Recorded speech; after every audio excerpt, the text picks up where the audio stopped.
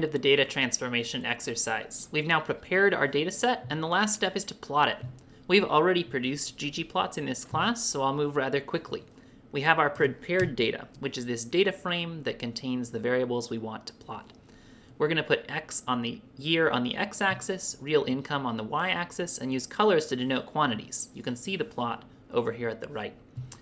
We then used a geom line layer to add these lines in, and I customized the x and y axis labels.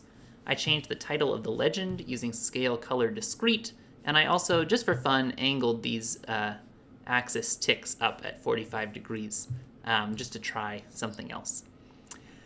Taking a step back, I want to walk through all the things we did in this exercise. You can actually pipe them all together. So we started out with our micro data set that we read using the read DTA function. We then filtered to a certain subset of people. So we went from a data frame with 2 million people to a data frame with about 1.3 million people. We grouped by year and summarized, estimating the 10th, 50th, and 90th percentiles of the income distribution. At this point, our data frame has about 62 rows, one per year. It had 3 columns, one for each quantile summary that we produced. We then moved all those estimates into one column called income. We pivoted from a wider data frame into a longer data frame. We used left join to add an inflation adjustment factor, and then we used mutate to produce real incomes, which are the incomes in nominal dollars times that inflation factor.